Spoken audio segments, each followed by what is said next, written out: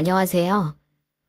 저는 아들, 딸, 자식들 효도에 행복한 말년을 보내고 있는 60대 중반 여자입니다. 보통 결혼했거나 혈연관계 있는 사람을 가족이라고 하죠. 하지만 제게는 피는 한 방울 섞이지 않은 소중한 아들이 있는데요. 사람들은 이런 제게 그래도 남이다, 머리 검은 짐승은 거두는 법이 아니라며 걱정 섞인 말을 종종 하기도 해요. 그래서 오늘 전 이 피 한 방울 섞이지 않은 제 아들이 어떻게 저희 부부와 이런 아주 특별하고 놀라운 연을 맺게 되었는지 한번 이야기해 보려고 합니다. 저는 구시촌에서 하숙집을 운영했었어요. 저희 부부에겐 아들 하나, 딸 하나가 있었는데 이 하숙집 덕에 애들 먹고 싶은 과자값 정도는 크게 걱정하지 않고 살았죠. 그도 그럴 게 이 구시촌은 저희 어머니께서 물려주신 것으로 방세가 무척 저렴했는데요. 어머니 당신 께서 하지 못했던 공부에 대한 한을 형편이 어려운 학생들에게 저렴하게 방을 내주는 것으로 풀려고 시작하신 거였답니다. 사실 돈도 그닥 되지 않는 이 하숙집을 운영한다는 게 그리 쉬운 일은 아니긴 했어요. 말 그대로 애들이 먹고 입을 과자값, 옷값 조금 버는 정도였거든요. 그저 꽤 긴 시간 어머니의 일을 돕기도 했고 사람들과도 정이 많이 들어 제가 그 뒤를 잇게 되었죠. 물론 어머니의 손때가 가득한 이 하숙집을 팔아볼 엄두가 나지 않기도 했고요. 방세가 저렴하기로 유명해 형편이 좋지 않은 학생들이 많이들 찾았기 때문에 방이 논다거나 하는 일도 없었는데요. 다행히 애들도 형 누나들을 몹시 따르고 학생들도 애들을 귀여워해서 저나 남편은 무척 흐뭇했답니다. 특히 저희 아들 진우가 형 누나들을 잘 따라서 하숙집에서 노는 걸 무척 좋아했고요. 지금 생각하면 사람 좋아하고 활달한 아들이 한창 공부할 형 누나들에게 치대는 게 귀찮을 법도 한데 누구 하나 짜증을 내는 법이 없었어요. 그저 귀엽다며 과자도 사주고 공부도 가르쳐주며 친동생처럼 예뻐했었죠. 그런 형 누나들 덕분에 공부도 곧잘해 애들 둘 다 성적도 그럭저럭 잘 나왔었는데요. 특히 저희 진우는 무려 법학과에 들어가 저희를 아주 깜짝 놀라게 했답니다. 그땐 정말이지 얼마나 기뻤던지 합격 소식을 말하던 진우의 얼굴이 어찌나 밝고 기뻐 보였는지 지금도 어제 일처럼 생생해요. 자신도 설마 붙을 줄은 몰랐는지 저와 남편을 끌어안고 어머 울면서 웃는데 그렇게 좋을까 싶으면서도 어쩐지 뭉클해서 몰래 눈물을 훔치며 진우의 등을 토닥여줬었죠. 아들, 축하한다. 고생했다, 고생했어.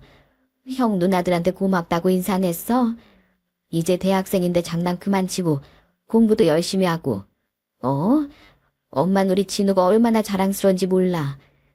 엄마, 나 앞으로 뭐든 더 열심히 할 거야. 공부도 열심히 하고 친구들도 열심히 사귀고. 엄마, 나 이제 그래도 되지? 고마워요, 엄마. 형 누나들한테도 나중에 내가 꼭 감사하다고 인사할 거야. 이제 나도 알바할 수 있으니까 알바도 하고 돈 모아서 여행도 가고 나 진짜 하고 싶은 게 너무 많아서 너무 기대돼, 엄마. 그렇게 대학에 들어간 진우는 자신의 말처럼 뭐든 다 열심히 했습니다. 사람 좋아하는 건 티가 나는지 주위에 친구도 늘 많아서 애들을 우르르 몰고 다녔죠. 친구들을 집에 데려와 밥을 먹이는 일도 많았어요. 하숙집 학생들과도 다 함께 어울려 고기 구워 먹기도 하고 모든 사람들과 잘 지냈죠. 특히 진우는 친구들과 여기저기 놀러 다니는 걸 참 좋아했습니다. 대학 친구들과 MT를 간다며 자주 여행 계획을 세우기도 했어요. 아무래도 동갑내기 친구들과 그러고 노는 게 한창 즐거울 나이였으니까요. 하지만 바로 그것 때문에 그렇게 허망하게 아들을 잃게 될 줄 알았다면 진작 말렸을 텐데. 여러분들도 자식을 먼저 잃은 분들 계시죠? 그 고통이란 말로 설명할 수 없었네요. 사고는 대학 친구들과 함께 간 MT에서 일어났습니다. 바닷가 근처에 숙소를 잡았다며 술도 마시고 밤바다도 보고 회도 먹을 거라며 진우는 한창 들떠 있었죠. 워낙 친구들과 노는 걸 좋아하는 녀석이라 저희 부부는 연락이 없어도 큰 걱정은 하지 않았어요. 그저 너무 재밌어서 그래서 그런 거라고 생각만 했죠. 근데 바닷가에서 술에 취한 친구 하나가 장난으로 바다에 들어갔다가 파도에 휩쓸리는 사고가 일어난 거예요. 진우가 그걸 먼저 발견하고 사고가 났다 외치며 바다에 뛰어든 거고요. 진우는 어릴 때부터 바다를 좋아해 시험을 잘했지만 수응이 없었다고 해요. 하필 그날따라 파도가 너무 높았고 술에 취해 허우적거리는 친구를 구하기에도 힘에 벅찼던 거죠. 그렇게 친구는 구명조끼를 입혀서 어떻게든 내보냈는데 진우는 빠져나오지 못했습니다. 친구들 중 그 파도를 헤치고 진우를 구할 만큼 수영을 잘하는 애들도 없었고요. 한 발 늦게 구조대가 도착했지만 그땐 이미 진우가 물속에 가라앉고 시간이 좀 지난 상태였어요. 다행히 수습은 천금 같은 내 새끼가. 그러고 차갑게 식어 누운 걸 보는 저희 가슴은 온몸이 갈갈이 찢어진다 해도 그보다는 덜 아플 것 같았습니다. 아이고 진우야. 어떻게 이런 일이 어째서 여기 누워있어? 이놈아 눈 좀 떠. 눈 좀 떠봐 이놈아. 애미가 왔는데 어째 꼼짝을 하고 이러고 누웠어. 너 장난이지? 장난이라고 해. 지금이라도 일어나서 장난이라고 해 놈아. 선생님 어떻게 좀 해주세요. 예? 보세요. 제 아들 멀쩡하지 않습니까? 어디 다친 것도 없고 그냥 기절한 것 같은데 좀 깨워주세요 선생님. 이놈이 워낙 개구져서 지 부모한테도 그렇게 장난을 잘 쳐요. 그러니까 그래서 선생님 아니 그냥 이러고 놔두면 어쩝니까? 저희 어떻게 살라고 어떻게 교생때 같은 자식인데 이러고 어떻게 살라고. 학교가 끝나고 뒤늦게 온 딸은 거의 실성하다시피 한 저를 붙들고 함께 울었어. 지 오빠를 한번 보고 우릴 또 보고 도저히 믿을 수가 없는지 눈물만 뚝뚝 흘렸죠. 그걸 보고 또 한 번 저희 가슴이 무너졌고요. 둘이서 그리 투닥이고 매일같이 싸워도 결국 서로 위해주며 고민 상담도 해주고 사이가 좋았는데 딸아이 심정도 말로 다 못했을 거예요. 그만큼 진우는 저희 집안의 보물이었고 든든한 첫째였고 또 늘 웃음과 행복을 주는 존재였으니까요. 이후 장례를 치르는 내내 무슨 정신이었는진 기억조차 제대로 나질 않습니다. 그저 지금 하숙집 학생들은 물론 이미 사회인이 되어 나간 학생들 모두 다녀왔었는데 인사만 겨우 나누었죠. 그렇게 장례를 치르고 나서 돌아왔을 때 진우가 없는 하숙집이 어찌나 조용하고 적막하던지 문득 깨닫게 되더군요. 이렇게 우리 집이 이 하숙집이 무서울 정도로 조용한 적이 없었다는 걸 말이죠. 하지만 누구 하나 그 적막을 깨뜨릴 용기가 나지 않았던 것 같아요. 그래서 저나 남편, 딸아이는 물론이고 학생들도 모두 한동안 조용히 지냈습니다. 결국 그 꼴을 보다 못한 제 딸아이가 그러더군요. 엄마, 오빠가 하늘에서 우리가 이러는 걸 보면 얼마나 슬퍼하겠어요. 우리 이제 오빠 보내주자. 사람들 모두 오빠 좋아하니까 오빠도 어딜 가나 적응도 잘하고 금방 친해지니까 위에서도 잘 지내고 있을 거야. 우리가 이러고 오빠 못 잊고 계속 슬퍼하고 있으면 오빠가 어떻게 위에서 편히 웃고 놀 수 있겠어. 그 말을 듣는데 정신이 번쩍 들더라고요. 진우라면 정말 그럴 것 같았거든요. 그렇게 저와 남편은 일부러 할 일을 만들어 바쁘게 지내고 웃을 일이 없어도 웃을 일을 만들어가며 노력했습니다. 진우가 보고 걱정하지 않도록 부모가 되어 자식에게 부모 걱정을 시키지 않겠다는 이념으로 참 열심히 살았죠. 시간이 약이라고 하던가요? 여전히 진우가 보고 싶고 그리웠지만 아픔도 조금씩이나마 희미해지는 게 느껴졌어요. 진우의 생일이나 기일엔 눈물이 나고 힘들었지만 그래도 어떻게 사라지더군요. 시간이 흘러 딸아이도 대학을 가고 무사히 졸업을 해 이제 결혼만 하면 되었죠. 하숙집은 여전히 방을 구한 학생들이 끊이질 않았고 예전만큼은 아니지만 그래도 다시 활기가 생겼습니다. 밥도 잘 나오고 방도 그만하면 깨끗하고 저렴하다며 한 번 들어온 학생들은 진득하니 머무르다 졸업을 하고 떠나갔습니다. 그러다 보니 아무래도 신입생들이 들어오는 시기에 새로운 하숙생들이 많이들 찾아오는데 어느 날은 평소와는 조금 다른 특별한 학생이 하나 찾아왔어요.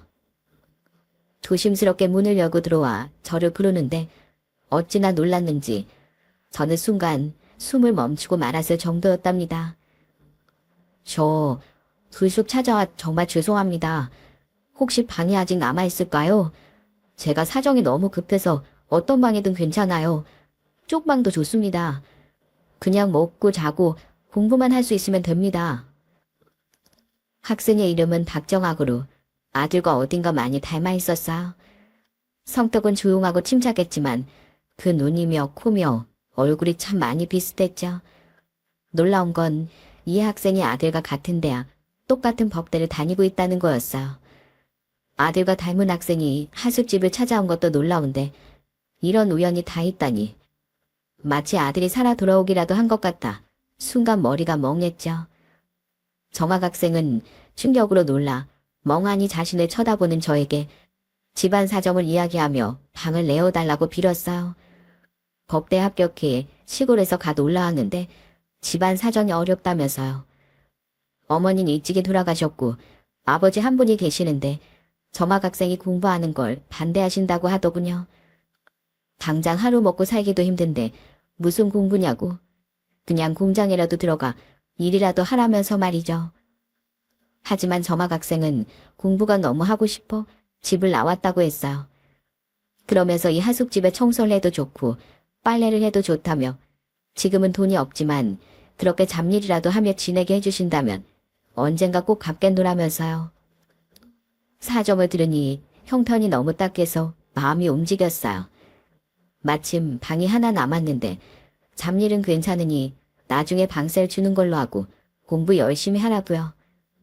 물론 거짓말일 수도 있다고 어떻게 그런 말을 믿느냐 하실 수도 있겠지만 전 알 수 있었죠.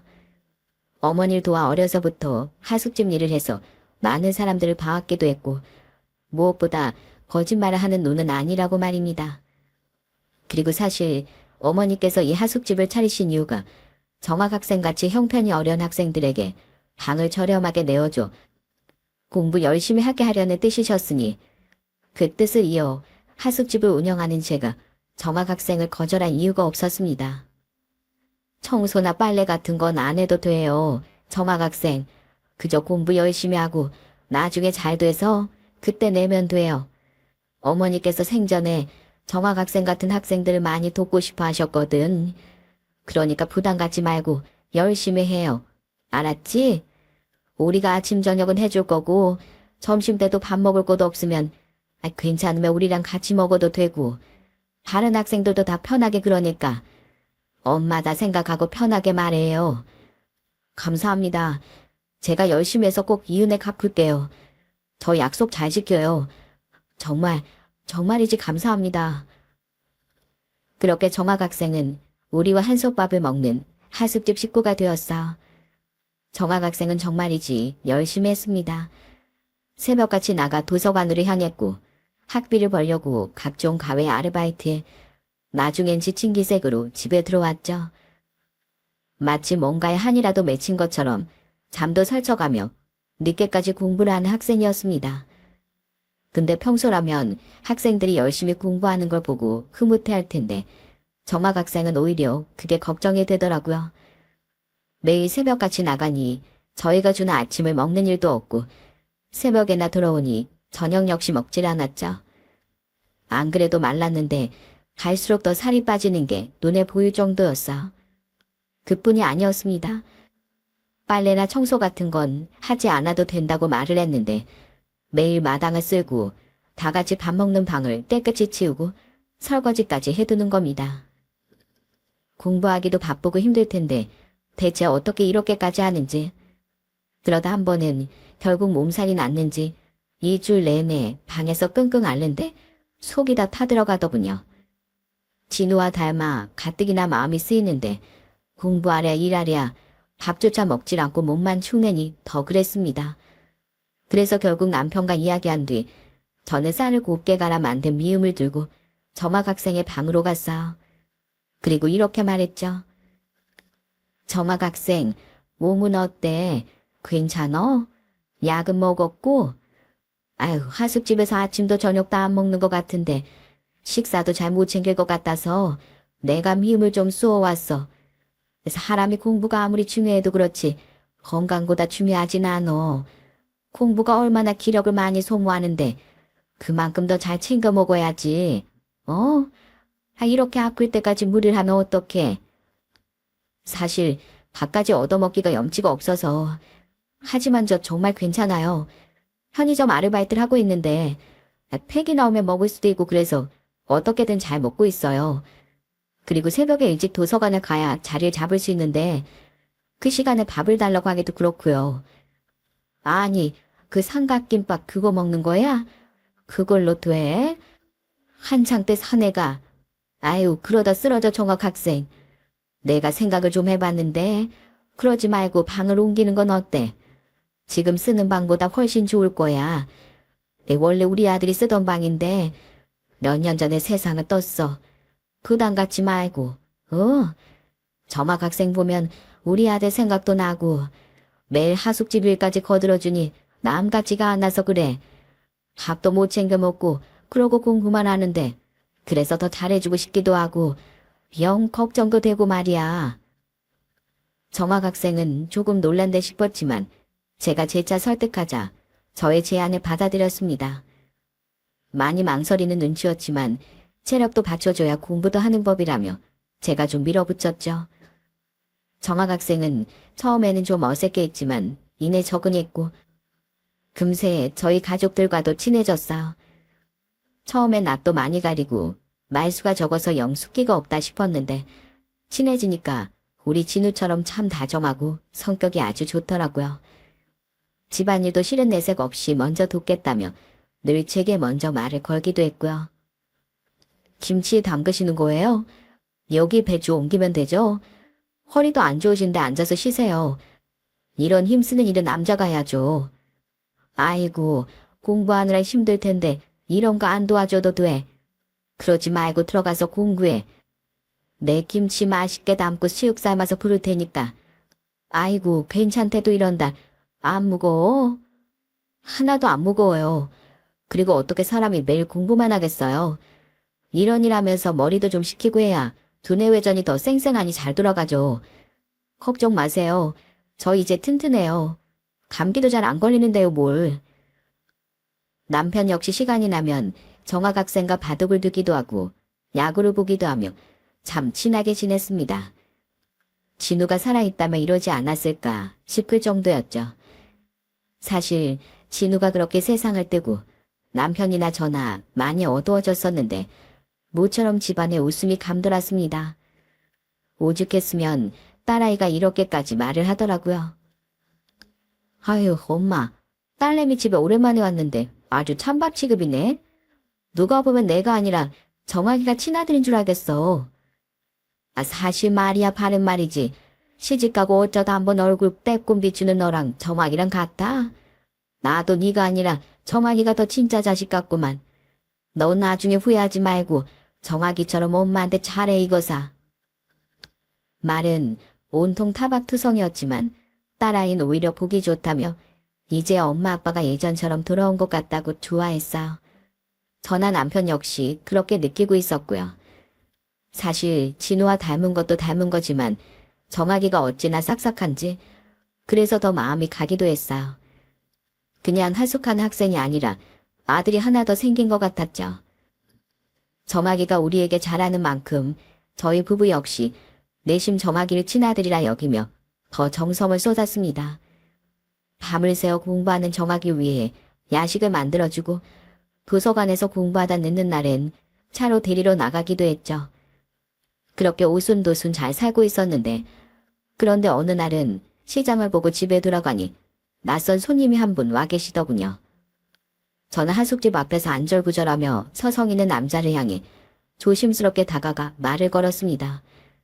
그 사람은 나이가 좀 있어 보였고 손에는 보따리며 비닐봉지를 주렁주렁 들고 있었죠.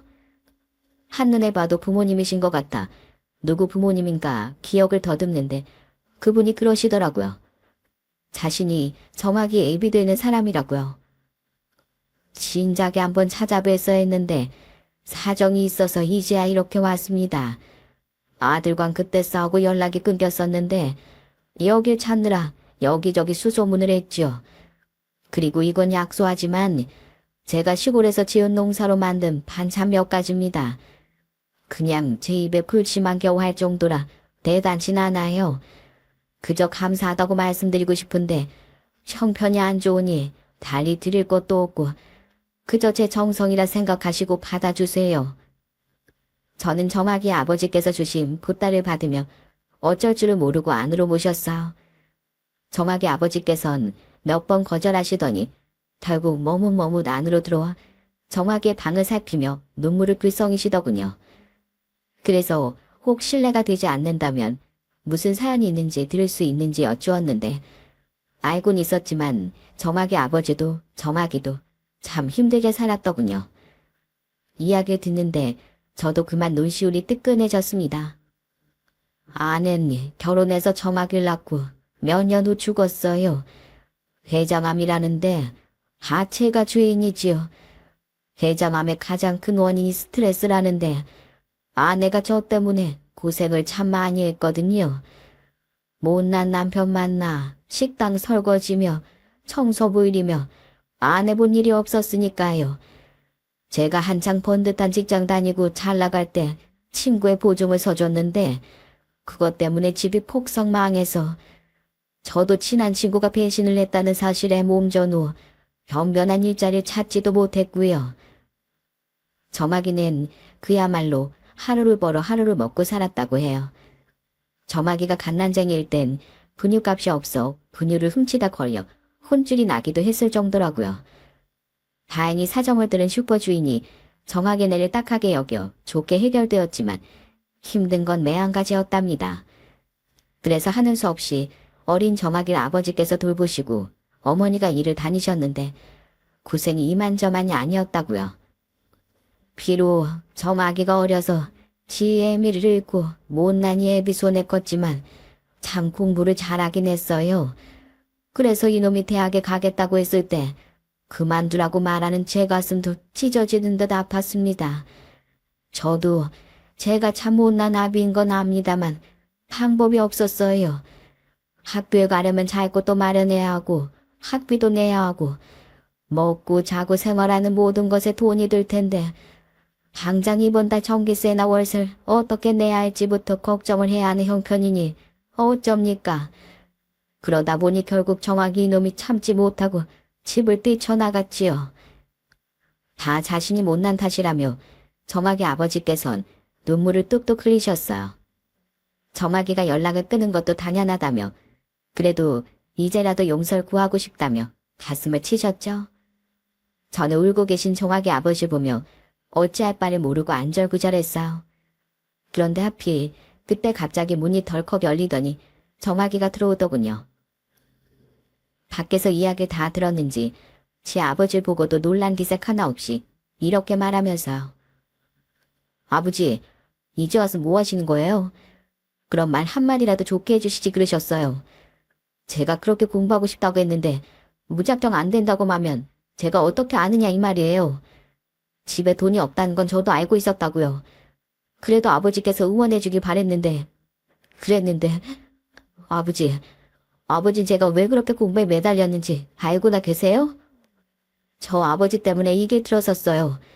잘 살고 싶어서. 저도 열심히 공부해서 남들처럼 번듯하게 살아보고 싶어서요. 아버지처럼은 되지 않겠다고. 그래서 그렇게 죽을 둥 살 둥 공부에만 매달렸다고요. 그 온순하고 다정하던 정아기가 화를 내는 모습에 전 그만 깜짝 놀라고 말았어요. 정아기 역시 여러 사정들로 상처가 많은 게 분명해 보였죠.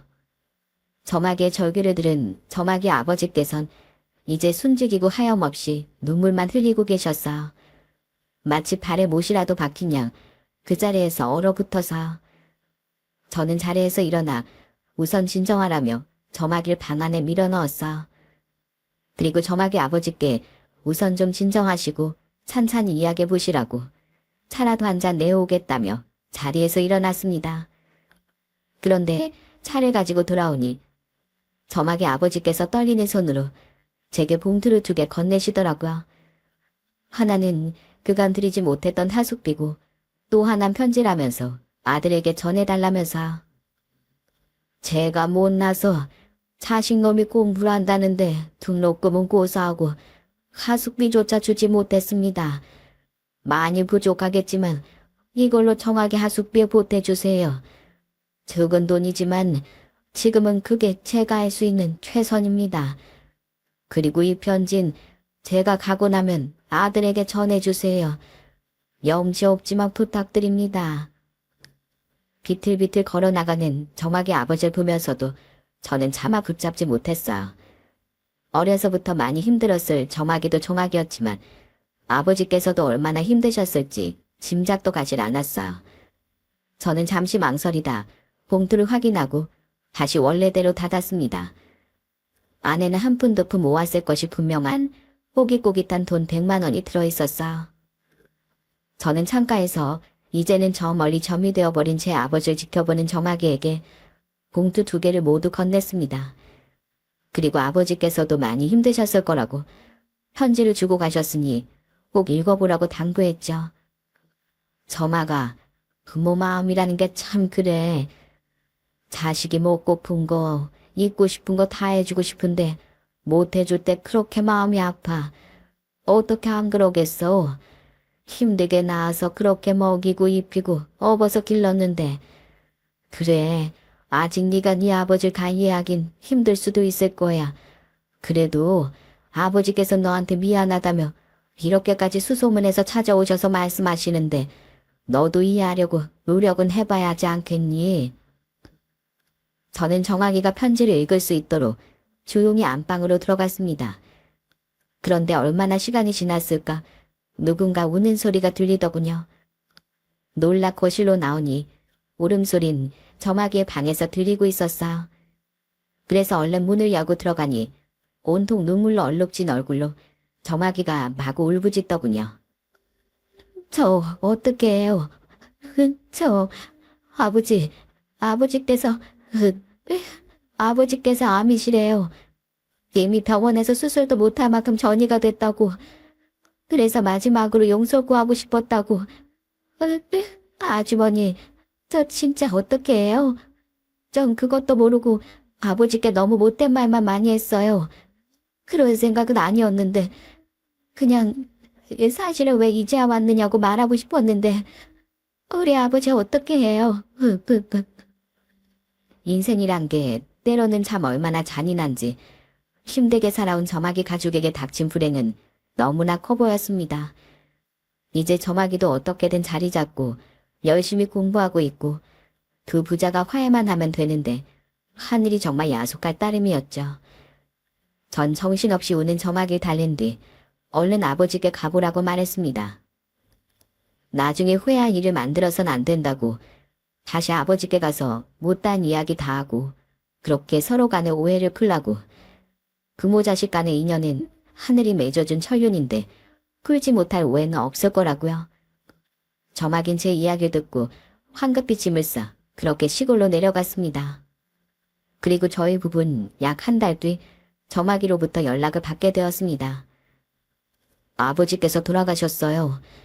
그래도 병원에서 3개월은 살 거라고 했는데 이제 겨우 오해를 다 풀고 어떻게든 살아보자고 수술할 곳을 알아보고 있었는데 이렇게 허망하게. 죄송해요. 달리 전화할 곳이 없어서 그냥 여기밖에 생각이 안 나서 전화드렸어요. 어디에 말이라도 하고 싶은데 세상에 아버지랑 저 말곤 아무도 없어서. 저희 부부는 저마기와 저마기 아버지가 있는 곳으로 다급히 차를 몰아 내려갔습니다. 아직은 세상을 잘 모를 어린 청년이 제 부모의 죽음을 앞두고 얼마나 막막할지 짐작이 갔고 그 심정이 어떨지 생각하면 너무 마음이 아팠습니다. 예상대로 저마긴 장례를 치를 생각도 못하고 멍하니 있었는데 그 모습을 보고 있자니 저까지 눈시울이 뜨겁더라고요. 저와 남편은 저마기를 따뜻하게 안아준 뒤 서둘러 장례 절차를 밟기 시작했어요.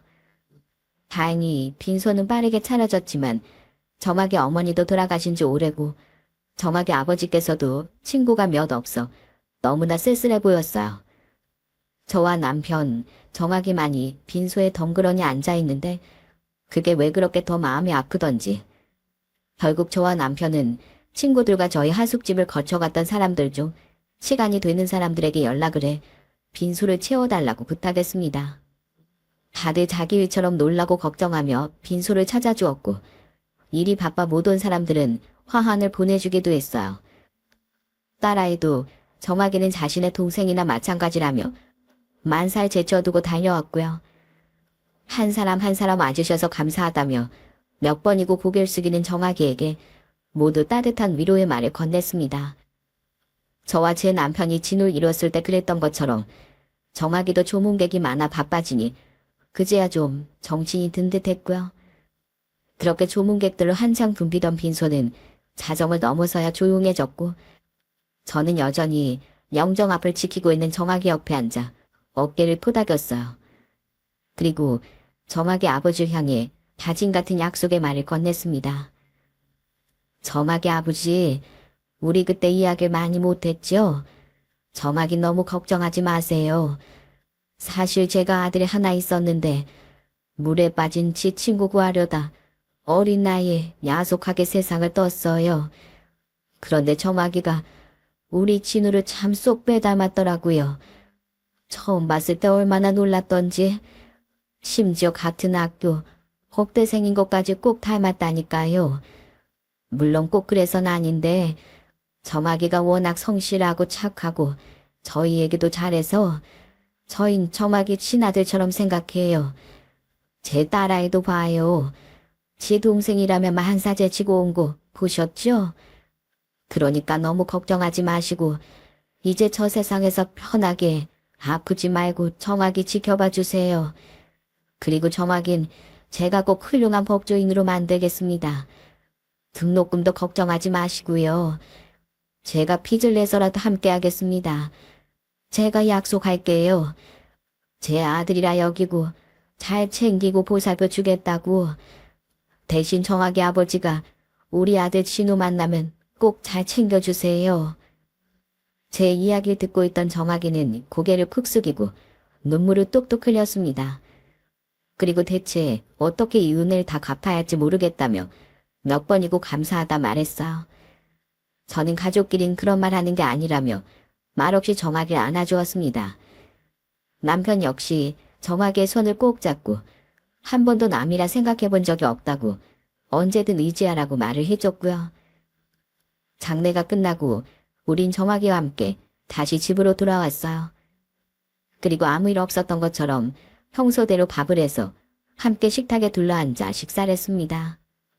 식사가 끝나고 정학인 말없이 자신의 방으로 들어가더니 한참 후 저희에게 편지 한 장을 주었습니다. 저와 남편은 이게 무슨 일인가 싶어 둘이 머리를 맞대고 편지를 열어보았고요. 생판 남인 저에게 처음부터 은혜를 베풀어 주시고 이렇게 도와주셔서 감사합니다. 두 분 덕에 아버지와도 잘 이야기할 수 있었고 그래서 아버지께서도 한결 마음 편히 눈을 감으셨어요. 세상에 가족이라고는 아버지밖에 없었는데 두 분이 있어 무섭지 않고 외롭지도 않습니다. 절 아들처럼 여겨주셔서 정말 감사해요. 혹시 괜찮으시다면 제가 두 분을 아버지 어머니라 부르며 부모님처럼 따르고 모셔도 될까요? 혹시나 거절당하면 어떤 표정을 지어야 할지 모르겠어서 이렇게 글로 써봅니다. 박정학 올림. 편지를 읽는데 어찌나 눈물이 나던지 저와 남편은 몰래 눈물을 훔치며 편지를 소중히 몇 번이고 읽었습니다. 하늘에서 진우가 우리를 위해 맺어준 인연이라며 그러지 않고서야 이런 우연이 겹치고 겹쳐 인연이 될 수 없다면서요. 저희는 정학이가 편지로 썼던 것처럼 깨끗한 종이에 마음을 써내려갔어요. 그리고 그 편지를 통해 그렇게 우린 정말 가족이 되었고 세상에 다시 없을 부모와 자식의 연을 맺었습니다. 부모 자식 인연이 어디 꼭 자기 배 아파서 낳아야만 생기는 거라고 생각하지 않는다. 우리가 너를 보며 마음 아파하고 또 응원하고 걱정한 시간 전부가 지금 생각하면 기나긴 상고였을지도 모르겠구나. 우린 널 이미 아들로 생각하고 있으니 아들이 지 부모에게 어머니 아버지라 부르는 건 당연하지 않겠니? 이렇게 용기 내서 편지 줘서 고맙구나. 사랑하고 응원한단다. 내 아들 정아가. 이후 정아긴 이전보다 더 열심히 공부를 했어요. 두 분 고생시키지 않게 사시 같은 건 단번에 통과해버리겠다며 이를 악물고 하루 종일 책에 매달렸죠.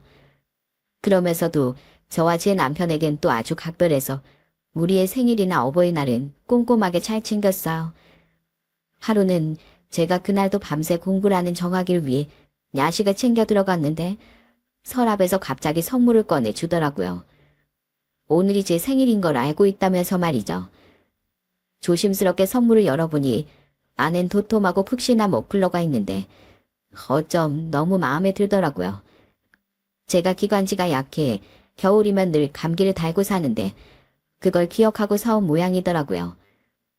사실 같이 산 세월이 세월이다 보니 이런 행사 같은 건 저희 부부끼리도 가끔 까먹고 지나가는데 그게 어찌나 예쁘고 고맙던지 아까워서 몇 번 하지도 않고 장롱에 넣어두니 정아기가 그러더군요. 엄마, 저 사실 패스하고 나중에 더 좋은 걸로 사드릴 테니까 아끼지 말고 쓰세요. 네? 겨울에 감기 자주 걸려서 사드린 건데 안 쓰시면 의미가 없잖아요. 많이 써주셔야 저도 좋고 뿌듯해요. 늘 하는 말, 행동 하나하나가 어찌나 다 예쁘고 고맙던지 내 배 아파 낳은 자식이라고 해도 믿어 의심치 않을 정도였어요. 저와 남편은 그런 정아기를 위해 정아기가 공부에 더 집중할 수 있도록 등록금을 내주기로 하고 몰래 수납했어요. 뒤늦게 이 사실을 안 정아긴 아무리 그래도 등록금까진 너무 큰 신세를 진다며 거부했지만 남편의 말 한마디에 정아기의 말이 쏙 들어갔답니다. 우리를 아버지 어머니라 부르기로 했고 우리가 널 아들로 여기기로 했으니 어엿한 부모 자식 아닌데 신세를 진다는 말이 어딨어? 아니면 넌 우리 진짜 부모님으로 생각하지 않고 있다는 거냐? 정아가 이런 건 진짜 전부 아무것도 아니야. 부모가 자식에게 당연히 해줄 수 있는 거야. 나중에 네가 잘 돼서 우리한테 더 잘하면 우린 그걸로 만족한단다. 우리가 말년에 무슨 욕심이 있겠어. 그저 너 잘 되는 걸 보고 싶을 뿐 더 바라는 거 없다. 서운하단 남편의 말을 정아기가 이길 재간이 있을 턱이 없었어. 정아긴 열심히 공부해 꼭 두 분 말처럼 성공하는 모습을 보여드리겠다 약속한 뒤 공부에 더 매진했습니다. 그리고 그 노력은 성과를 거둬 마침내 기쁜 소식이 들려왔어. 정아기가 한 번에 사실을 패스한 거였죠. 아이고 정아가, 이 예빈 네가 이렇게 해낼 줄 알았다. 그럴 줄 알았어 이놈아. 세상에 그간 얼마나 고생을 했어. 잘 됐다. 잘 돼서 정아가. 노력은 결코 배신을 하지 않는다더니 우린 정아기를 축하하며 하숙집 학생들과 모두 모여 잔치를 열었습니다. 갖가지 음식을 차리고 고기도 굽고 모두가 모여 정아기를 축하하고 밤새 술도 마셨죠. 정말이지 감회가 벅찼습니다. 그 어렵다는 시험을 기어코 한 번에 통과한 정아기가 참 대견하고 뿌듯하고 어찌나 기쁘던지 밤늦도록 사람들과 축하해도 지치질 않았죠. 다음날 괜찮다며 뻗대는 정아기를 데리고 백화점에 가 새 양복을 맞추고 가방과 신발을 사고 잘 차려입은 정아기는 정말 멋있더라고요. 어디 내놔도 부끄럽지 않은 떳떳하고 자랑스러운 모습이었죠. 죽은 진우에게 못해줬던 것들을 해주며 우리 부부는 한을 풀었습니다. 진우도 이런 우리를 보며 만족할 거라고, 그리고 이젠 정아기 엄마 아빠가 되어 살겠다고 다시 한번 다짐도 했고요. 이후 정아기는 돈을 벌어 우리에게 효도하겠다며 로펌으로 들어갔어요.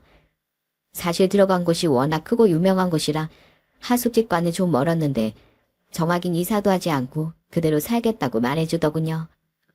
아무래도 같이 살아야 더 효도할 수 있지 않겠느냐면서 말이죠. 그 말 그대로 정아기는 로펌에 다니며 바쁜 생활을 하면서도 저희를 늘 잊지 않고 챙겼습니다. 회사에서 어떤 일이 있었는지, 동료들은 어땠는지 소소한 이야기라며 저희를 즐겁게 해주었죠. 처음 사건을 맡아 승소했을 땐 정말이지 다들 얼마나 기뻐했던지.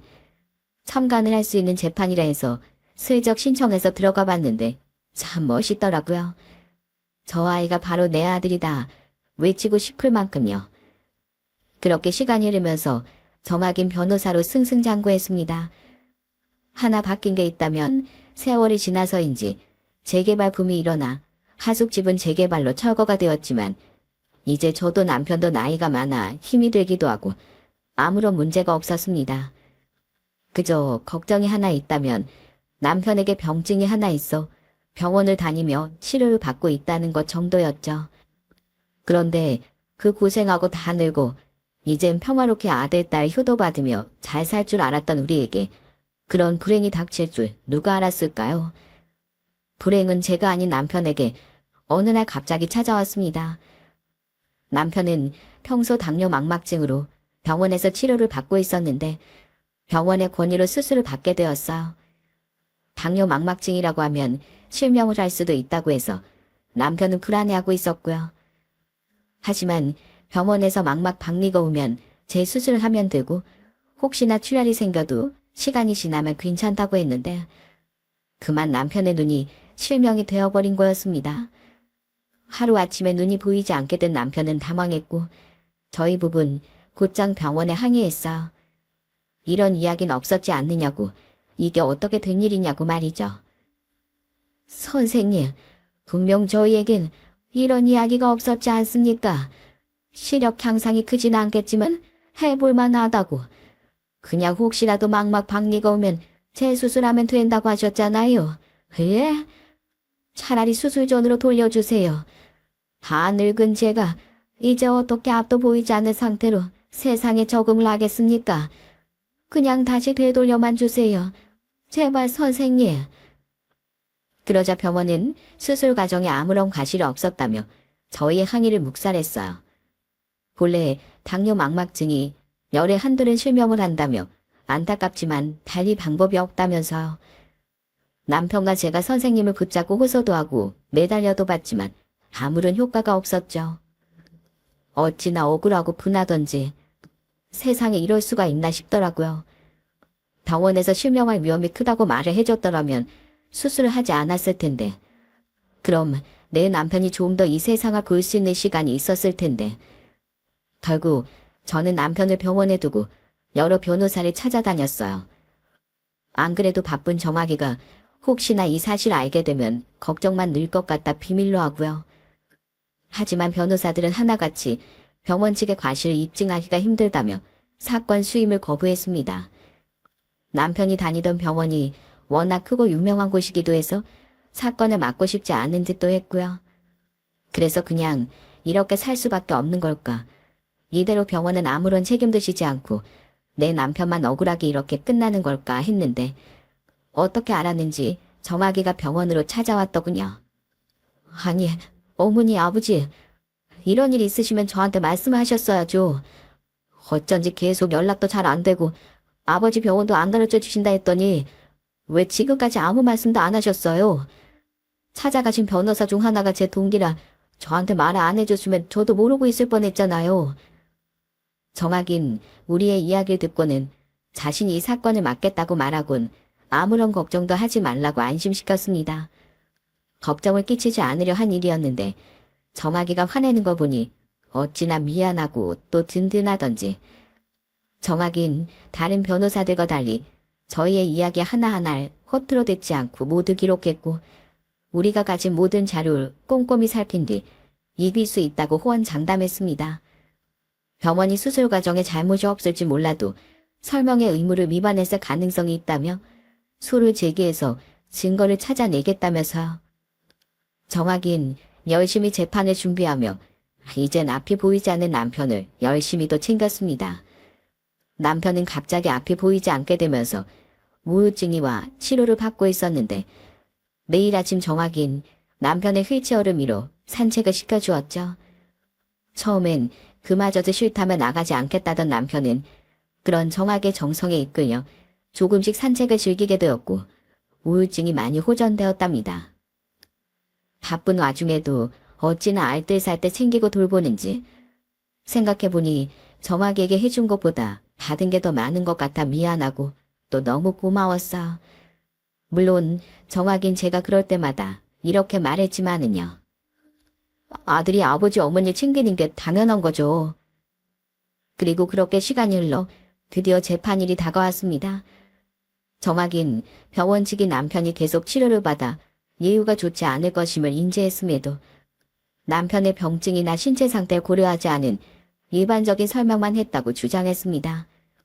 그리고 그 증거로 수술 동의서를 제출하며 여기 적힌 일반적 설명 외에 다른 설명 있는 근거 자료가 전혀 없다는 점을 지적했고요.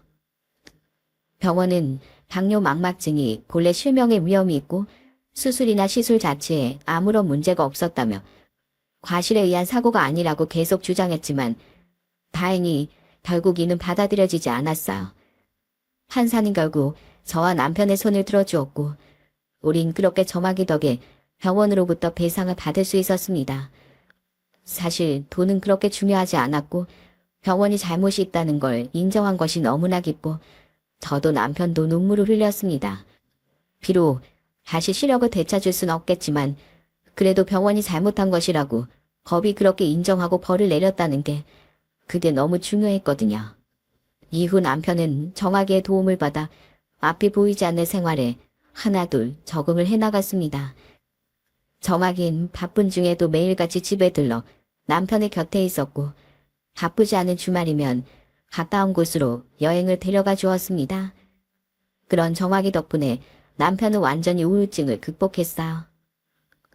가끔은 제가 다른 일로 바빠 여행에 함께하지 못하면 둘이 함께 찍은 사진을 보내오는데 어찌나 질투가 나던지 정학이가 남편을 데리고 여행을 갈 때마다 주위를 설명하는 걸 보면 가끔은 남편이 부러울 지경이었답니다.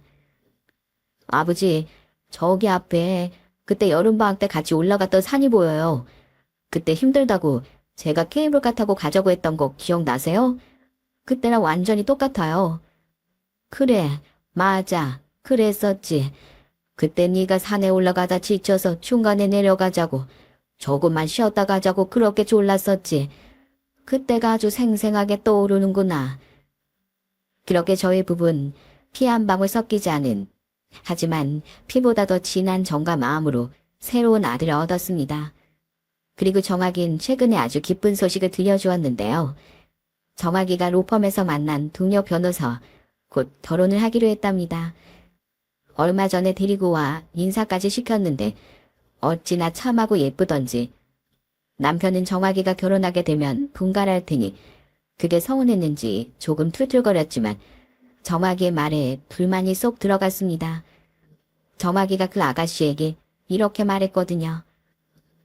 전 아버지 어머니 모시는 조건이 아니면 결혼할 생각이 없어요. 두 분이 비록 저와 피는 섞이지 않았지만 제가 이 자리에 설 수 있게 해주신 분이고 친부모님과 다를 바 없으니까요. 혹시 제 말에 기분이 상하셨다면 죄송합니다. 하지만 전 제가 입은 은혜 갚아야 하고 두 분을 모시면서 효도하면서 살고 싶어요.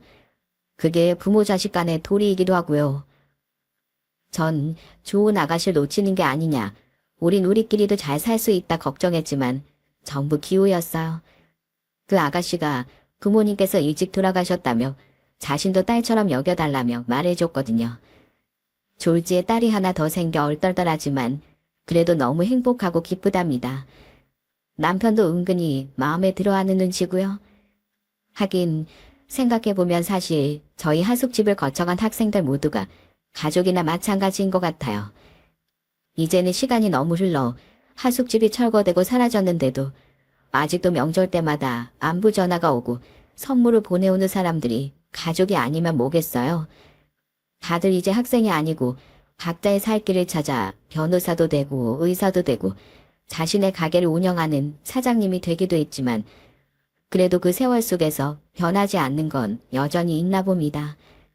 그래도 제가 인생을 잘못 살지 않았구나 느껴지기도 하고요. 때로는 이런 끈끈한 정과 선의가 사람들을 이어주고 가족으로 만들어주는 거 아닌가 생각이 듭니다. 비록 아들을 잃었지만 새로운 아들을 얻었고 이제 딸까지 생겼으니 하늘에서 우리 진우도 기뻐하고 있겠죠. 어쩌면 이게 전부 진우가 맺어준 인연이 아닌가 싶네요. 요즘 흉흉하고 각박한 뉴스가 넘쳐나지만 그래도 아직은 살만나는 세상이다 싶기도 하고요. 인과응보. 불교에선 좋은 일을 하면 좋은 보답을 받고 나쁜 일을 하면 반드시 벌을 받는다고 하죠. 여러분도 주위의 어려움을 모쪼록 외면하지 마시고 복 많이 받으시기 바랍니다. 그럼 저의 긴 이야기 들어주셔서 감사합니다. 그럼 여러분들도 좋은 사람들과 함께 건강하게